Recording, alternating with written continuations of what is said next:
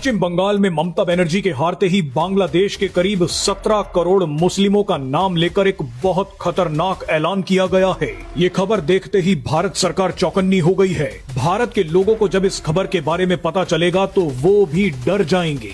Reports के मुताबिक बांग्लादेश की कट्टर पार्टी जमाते इस्लामी के नेता मोहम्मद नूरुल हुदा ने ममता बनर्जी से कहा है कि वो पश्चिम बंगाल को भारत से आजाद करने की घोषणा कर दें।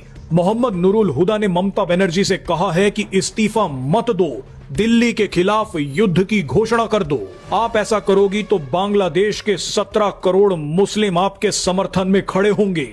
बांग्लादेशी नेता मोहम्मद नूरुल का ये बयान सोशल मीडिया पर वायरल हो रहा है। इस बयान ने साबित कर दिया है कि बंगाल किसके हाथों में था। क्यों आज बंगाल के करोड़ों लोग रो रो कर ये बोल रहे हैं कि हमें आजादी मिल गई है।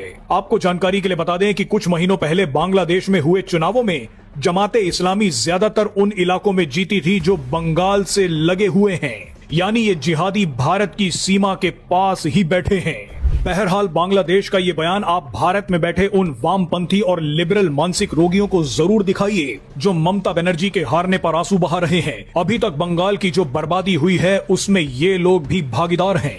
हम आपको बता दें कि इस वक्त बांग्लादेश में हड़कंप है। बांग्लादेश को यकीन नहीं हो रहा कि इतने घुसपैठिए भेजने के बाद भी बंगाल ममता बनर्जी के हाथों से कैसे निकल गया, कैसे पश्चिम बंगाल में मोदी आ गए। इस बार अगर बंगाल में बीजेपी नहीं आती तो अगले 5 सालों तक बंगाल पूरी तरह से बांग्लादेश बन जाता।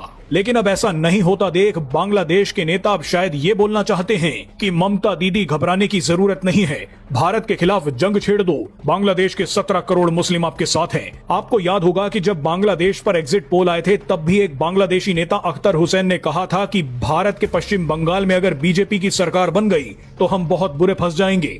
अख्तर हुसैन ने कहा था कि बीजेपी बांग्लादेशी घुसपैठियों को बंगाल से निकालकर बांग्लादेश भेज देगी, हमारे देश में शरणार्थी संकट आ जाएगा।